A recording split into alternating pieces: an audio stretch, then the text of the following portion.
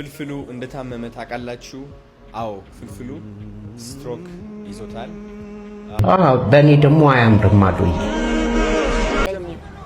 አወይ ሰላም ነህ?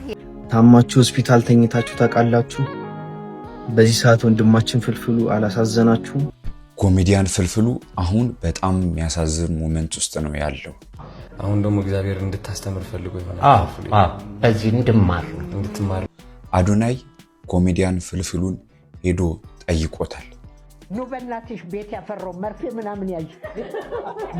አሁንም ቢሆን ኮሜዲያን ፍልፍሉ የኛን እገዛ ይሻል።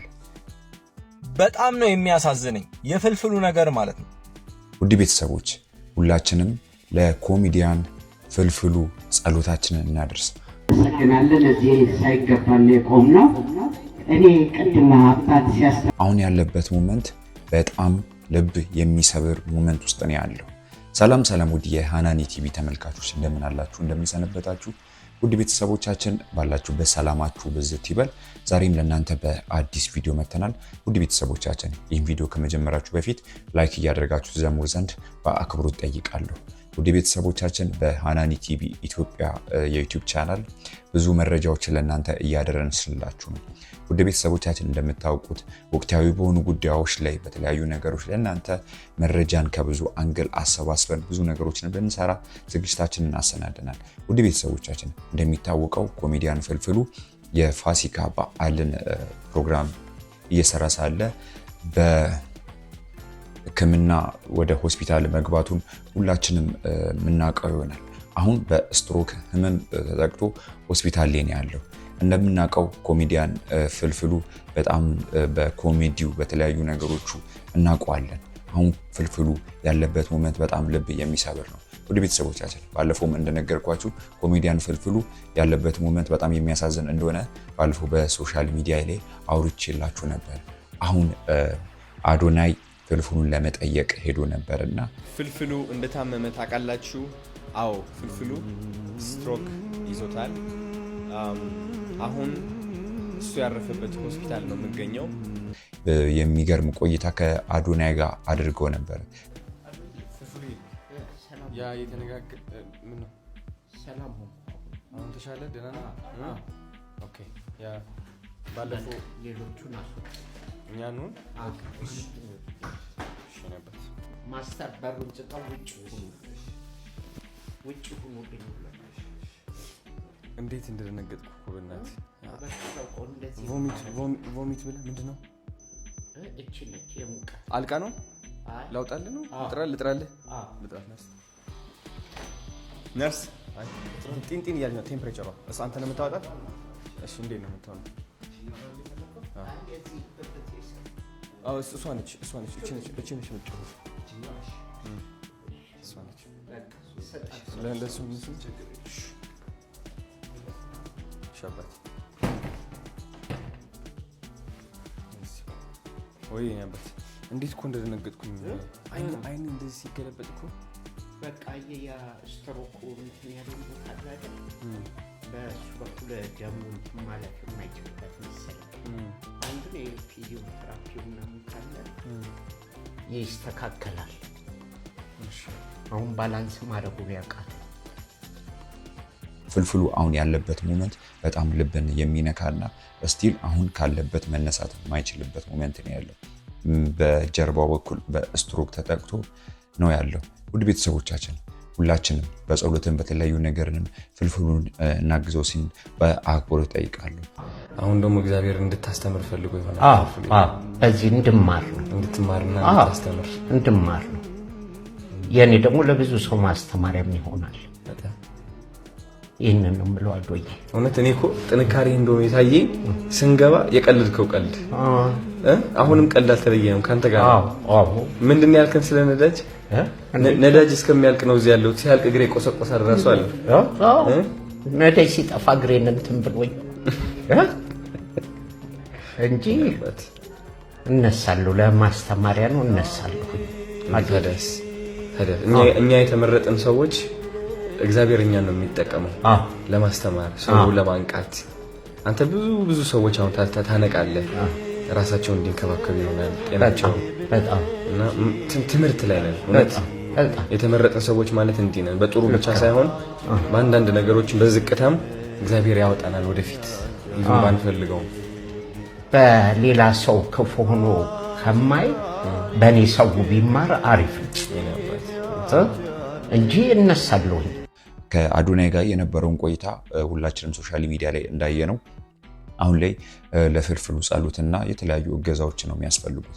ባለፈው እንዳለም ፍልፍሉ እኔ ማስተዳደረው በምላሴና መድረክ ላይ የተለያዩ ፕሮግራሞችን በመስራት ነው ቤተሰቦችን የሚያስተዳድረው። አሁን ፍልፍሉ ያለበት ሞመንት ቤተሰቦችንም የተለያዩ ነገሮችን መርዳት ማይችልበት ሞመንት ላይ ነው የሚገኘው። ማንም ሰው ህመሜን እንዲያይ አልፈልግም። ከኔ ጋር በሳቅ ሲሆን ነው ደስ የሚለው። ያን ያሳዘነኝ ታውቃለህ ነበር። በጣም ጠንካራ ነህ። በጣም ጠንካራ ነህ። ለዛም ነው እኮ አንተ ሁሌም በቃ የሰው የሳቅ ምንጭ የደስታ ምንጭ ስለሆንክ በቃ እኔ እንደራሱ ቪዲዮ መቅረጽ እንደራሱ ከበደኝ ታውቃለህ። ለሚስትህ ጠየቅኳት። በቃ ወደ 3-4 ከህመሙ በላይ የሚያመኝ ይሄ ነው። ግን እኮ ህይወት እንደዚህ ነች። ህይወት እኮ እንደዚህ እኮ ነች ያለ ነው። ፈጣሪ ደግሞ አለ እነሳለሁ። እውነት አሁን ደግሞ እግዚአብሔር እንድታስተምር ፈልጎ ይሆናል። ሁላችንም ባለንበት በምንችለው በገንዘብም በተለያዩ ነገርንም ፍልፍሉን ብናግዘውና ከፍልፍሉ ጋር አብረን ሆነን ፍልፍሉን ወደ ቤቱ መመለስ አለብን ብዬ አምናለሁ። አዶዬ የሚገርምህ አንድ ነገር ማስታወሰው አለ። አንድ ሰው ከሀገር ቤት ይመጣና የድሮ የመንግስት ሆስፒታል ወረፋ ምናምን አለ። ወረፋ ይዞ ታክሞ ምን ብሎ ድኖ ይሄዳል። በአመቱም እንደዛው ሌሊት መጥቶ ወረፋ ይይዛል። ወረፋ ይዞ ምን ብሎ ሐኪሙ ጋር ቀረበ። ባለፈው ታክመሃል ድናሃል አይደል አለው። አዎ። አሁን ለመጣ ሲለው ለምስክርነት አለ። ለምስክርነት መጣ። አዎ መዳን። ስለዚህ በእኔም የሚያምረው ድኜ ቦታዬ ላይ መድረኬ ላይ ቁጭ ብዬ ለማሳየት ያብቃኝ ነው የምለው። አዶናይ አሁን የሰራው ነገር በጣም ደስ የሚል ነገሮችንም እየሰራ ነው። ፍልፍሉም አዶናይም ሳያየው ያለው ሞመንት በጣም ደስ የሚል ሞመንት ነው ያሳየውና በጣም ልብን ይነካ ነበርና ፍልፍሉ እንዲህ አይነት ወሬ በእኔ አያምርም ሲል ነበርና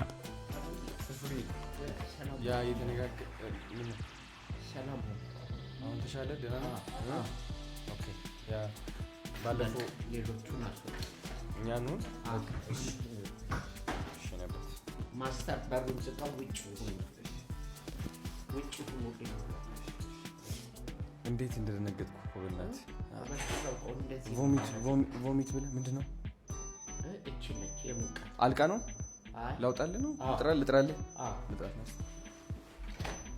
ነርስ ጢንጢን እያለች ነው ቴምፕሬቸሯ። እሷ አንተ ነው የምታወጣት? እሺ እንዴት ነው የምታወጣው? እሷ ነች። እቺ ነች የምትጮኸው። እሷ ነች። ለእሱም ሻባቴ ወይ ያባት እንዴት እኮ እንደደነገጥኩኝ። አይን እንደዚህ ሲገለበጥ እኮ በቃ የስትሮኩ እንትን ያለኝ ቦታ አለ አይደል? በእሱ በኩል ደሙ እንትን ማለፍ የማይችልበት መሰለኝ። አንድ ነው የፊዚዮቴራፒው ምናምን ካለ ይስተካከላል። አሁን ባላንስ ማድረጉ ያቃተኝ። እንደምናውቀው ፍልፍሉ በቤተ ክርስቲያን ስራዎቹ በጣም ይታወቃል። በሚያገለግልበት በእርዳታዎቹ በተለያዩ ነገሮችን በጣም ነው የምናውቀው ፍልፍሉን። እናመሰግናለን። እዚህ ሳይገባን የቆም ነው። እኔ ቅድም አባት ሲያስተምሩ ብፁዕ አባታችን ሲያስተምሩ አንድ ነገር ትዝ አለኝ። እንዲህ ነፍስ አባት የነበሩ ቤት ይመጡና ማህበር ነው ልጄን ያገኙታል። የፍልፍሉ ልጅ አሉት። አቤት ትጸልያለህ እንዴ አሉት። አዎ። እንዴት ነው የምትጸልየው አሉት። እኔ ማታ ማታ ነው የምጸልየው ቀን አልፈራም ማለት። ይሄ ጸሎት ትልቅ ነገር ነው። ከዛ እናትህስ ትጸልያለች ሲሉት አዎ። ምን ብላ ነው የምትጸልየው ሲሉት በምን ቀን ይሄን ማህበር የገባሁት። ስለዚህ ሁላችንም ቤተክርስቲያናችንን እያገዝን አስራት በኩራታችንን እያወጣን ስለትም ካለብን እቺ የስለት ነገር በእኔም ስላለ ነው። አንድ ጊዜ ቤተክርስቲያን ሄድና ጊዮርጊስ ወደ ቤተክርስቲያን ውስጥ ገብቼ ስወጣ ጫሜ የለም። በጠበጥኩኝ። እንዴት ጫሜ ይጠፋል? ለምወስደውም አይጠቀመውም፣ ግን ስለማውቀው እንዴት ጫሜ ይጠፋል ብዬ ስለጠበቅ ልጄ ሱሪን እየጎተተኝ አባቴ አለኝ። አቤት ስለው የዛሬ ወር እኮ ስለነበር አለኝ። ምንድን ነው ስለው ያ ነገር ከተሳካልኝ በእግሬ እሄዳለሁ ብለህ ነበር።